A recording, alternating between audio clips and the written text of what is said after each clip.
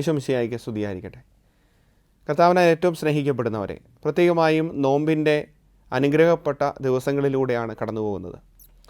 നോമ്പിൽ പ്രത്യേകിച്ച് സഭ നമ്മളോട് പറയുന്ന നമ്മുടെ വ്യക്തിപരമായ ജീവിതത്തിൽ നമ്മൾ ഇത്രയും കാലം നോമ്പിലൂടെ കടന്നു പോകുമ്പോൾ അതിൻ്റെ ഒരു പരിത്യാഗ പ്രവൃത്തി പ്രത്യേകമായും സഭ നിർദ്ദേശിക്കുന്നുണ്ട്. എന്ന് പറഞ്ഞാൽ നമ്മൾ ശരീരത്തിൽ സഹനങ്ങൾ ഏറ്റെടുത്ത് പ്രാർത്ഥിക്കുന്നതിൻ്റെ ഒരു ആവശ്യകതയെക്കുറിച്ച് എപ്പോഴും നോമ്പിൽ നമുക്ക് കിട്ടുന്ന നിർദ്ദേശങ്ങളാണ്.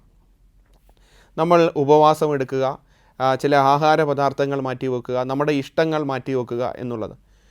ഒരുപക്ഷെ നമുക്ക് തോന്നാം, നമുക്ക് സാധാരണയായി പ്രാർത്ഥിച്ചാൽ മാത്രം പോരെ, എന്തിനാണ് ഈ ചില കാര്യങ്ങളിനകത്ത് ഈ മാറ്റിവെക്കലുകൾ, ഉപേക്ഷിക്കലുകളൊക്കെ, ശരീരത്തിൽ സഹനങ്ങളൊക്കെ ഏറ്റെടുക്കേണ്ടി വരുന്നത് എന്തിനാണ്? അതിനെക്കുറിച്ച് ചിന്തിക്കുമ്പോൾ പുറപ്പാട് പുസ്തകത്തിൽ നമ്മൾ കാണുന്ന ഒരു പ്രധാനപ്പെട്ട സംഭവമാണ് അമലേക്യരുമായിട്ടുള്ള യുദ്ധം. നിങ്ങൾ പുറപ്പാട് പുസ്തകം വായിച്ചിട്ടുണ്ടെങ്കിൽ അതിൽ 16-ാമത്തെ അധ്യായത്തിൽ 17-ാമത്തെ അധ്യായത്തിലൊക്കെ പറയുന്നൊരു സംഭവമാണ്. അത് ഇങ്ങനെയാണ്, ഒരു കഥ സംഭവമാണ്. നമ്മളത് വചനഭാഗത്തിൽ ഒരു കഥ പോലെ നമ്മളതിനെക്കുറിച്ച് വായിക്കുകയും ചിന്തിക്കുകയും ചെയ്താൽ ഇങ്ങനെ നമുക്ക് പറയാം. ഒരു മലയുടെ അടിവാരത്ത് 2 പേര് യുദ്ധം ചെയ്യുകയാണ്. ഒന്ന് ഇസ്രായേൽ ജനം, ഓപ്പോസിറ്റ് നിൽക്കുന്ന യുദ്ധം ചെയ്യുന്നത് അമലേക്യരാണ്. അപ്പോൾ ഇസ്രായേൽ ജനത്തെ മുന്നിട്ട് നയിക്കുന്ന ആൾ പ്രത്യേകമായും ജോഷുവയാണ്. ജോഷുവയുടെ നേതൃത്വത്തിലാണ് യുദ്ധം നടക്കുന്നത്. അപ്പോൾ ഇസ്രായേൽ ജനവും അമലേക്യരും തമ്മിൽ താഴെ അടിവാരത്ത് യുദ്ധം ചെയ്യുമ്പോൾ ഈ മലയുടെ മുകളിൽ 3 പേര് നിന്ന് പ്രാർത്ഥിക്കുന്നുണ്ട്. ഒന്ന് മോശ, 2 അഹറോൻ, പിന്നെ ഹൂർ. അങ്ങനെ 3 പേരാണ്. പ്രത്യേകമായും പ്രാർത്ഥിക്കുന്ന ആൾ മോശയാണ്. മോശ കരങ്ങൾ ഉയർത്തിയാണ് പ്രാർത്ഥിക്കുന്നത്. മോശ ഇങ്ങനെ കരങ്ങൾ ഉയർത്തി പ്രാർത്ഥിച്ചുകൊണ്ട് നിൽക്കുമ്പോൾ കുറേ നേരം കഴിയുമ്പോഴത്തേക്ക് മോശയുടെ കരങ്ങൾ ക്ഷീണിക്കുകയാണ്. അവൻ കൈ വേദനയെടുത്ത് താഴേക്ക് കൈ ഉയർത്തിപ്പിടിച്ചിരുന്ന കൈ അങ്ങനെ ഉയർത്തിപ്പിടിക്കാൻ പറ്റാത്ത രീതിയിലേക്ക് വരുമ്പോൾ അത് കൈ താത്തിടുകയാണ്. അപ്പോഴേക്കും അപ്പുറത്തും ഇപ്പുറത്തും നിന്ന ഹൂറും അഹറോനും കൂടെ ചേർന്ന് ഈ മോശയുടെ കൈകൾ ഉയർത്തിപ്പിടിച്ച് നിർത്തുകയാണ്. അങ്ങനെ മോശ അവിടെ ഒരു കല്ലിന്മേൽ ഇരുത്തുകയും കൈ 2ഉം ഉയർത്തിപ്പിടിക്കുകയും അങ്ങനെ സൂര്യാസ്തമയം വരെയും അവസാനം വരെയും ഇങ്ങനെ കൈ ഉയർത്തിപ്പിടിക്കുകയും അങ്ങനെ താഴെ നിന്നിരുന്ന ഇസ്രായേൽ ജനം വിജയിക്കുകയും ചെയ്യുകയാണ്. ഇതൊരു പഴയ നിയമത്തിൽ കാണുന്ന ഒരു പരിത്യാഗ പ്രവൃത്തിയുടെ ഒരു വലിയ മാതൃകയാണ്.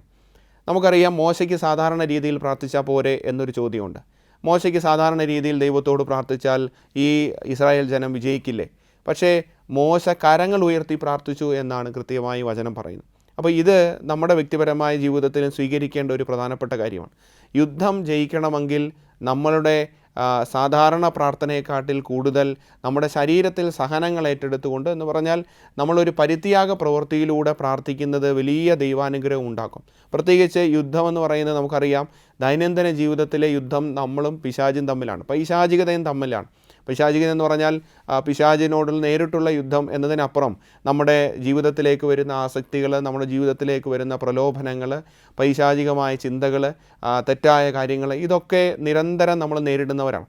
അപ്പോൾ ഇങ്ങനെയുള്ള ഒരു യുദ്ധത്തിൽ നമ്മൾ വിജയിക്കണമെങ്കിൽ നമ്മൾ പാപം ഉപേക്ഷിക്കാൻ നമുക്ക് പറ്റുന്നത് എപ്പോഴാണെന്ന് ചോദിച്ചാൽ, വെറുതെ പ്രാർത്ഥിക്കുക, അത് ദൈവം കേൾക്കും. എന്നാൽ കൂടുതൽ ശരീരത്തിൽ സഹനങ്ങൾ ഏറ്റെടുത്ത് പ്രാർത്ഥിക്കുന്നതിന് വലിയ ദൈവാനുഗ്രഹമുണ്ട്.